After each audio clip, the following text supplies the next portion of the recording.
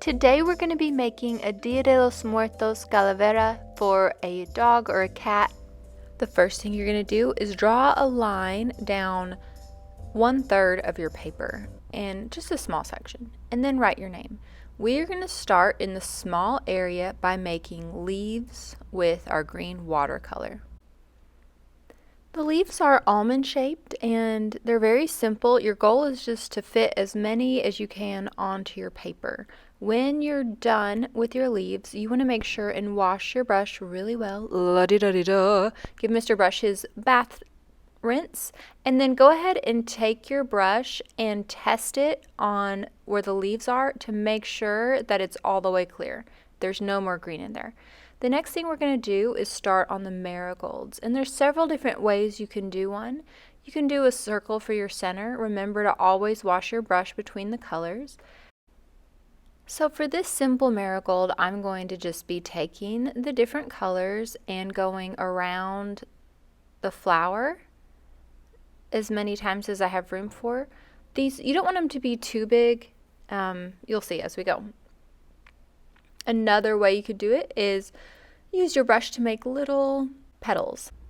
If your paint is getting too watered down, you can use a paper towel to dry it off between brushes.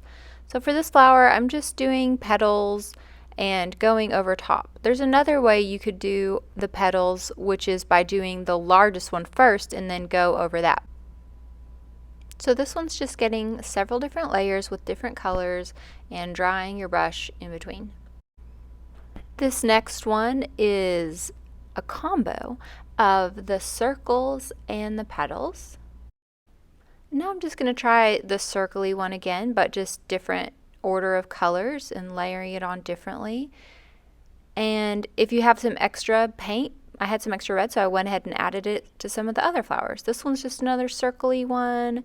Those are super fun. Try to use up your space. You may not even end up using all these flowers, but you might as well, because it's better to have too many than not enough. So if you have a small spot, go ahead and use it up. Okay, for the next part, we're going to talk about painting the skeleton pet. I'm going to show you cat or a dog. So on the left is a cat. They're both going to start the same with the oval for a head. And once you get a decent shape that you like, go ahead and fill it in. Try to keep your paint as flat as possible because we're going to be drawing over these. So once you've got it filled in, then flatten it out. So for the cat, I did the triangle ears at the top. For the dog, they're kind of triangle-ish, but they're hanging down a bit more like a dog. Dogs have a lot of different ears, so if you have a dog that you would like to do, living or dead, then go ahead and try to do those ears.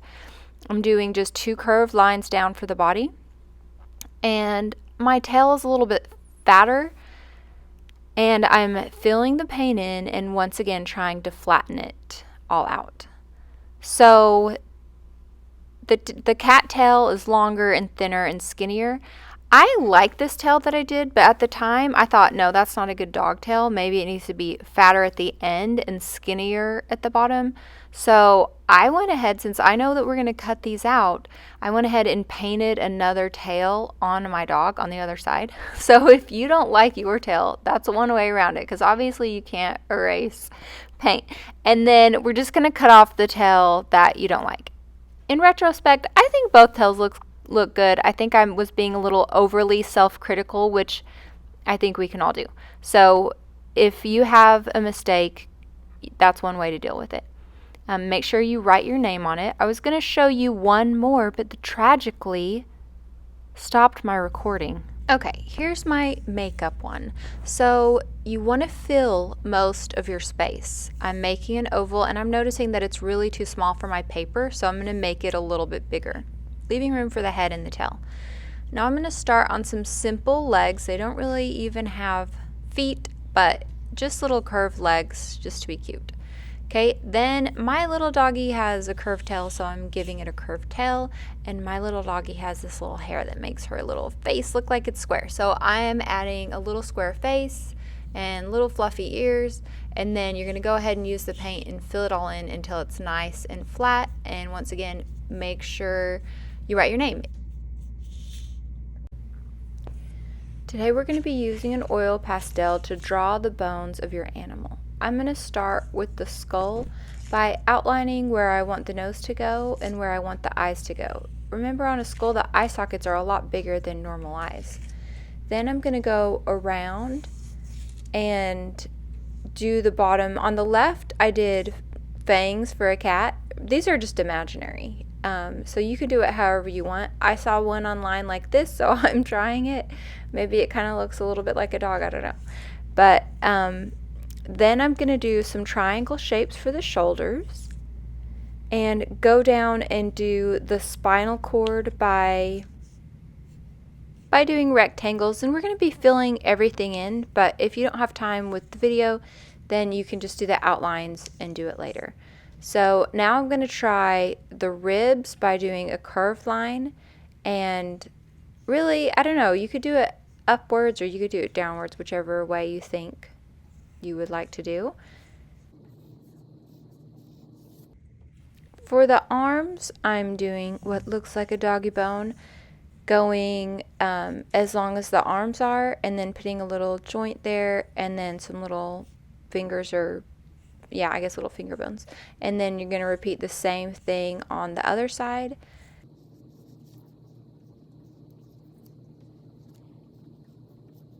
So on the dog and the cat's tail, I'm just doing rectangles going up through those.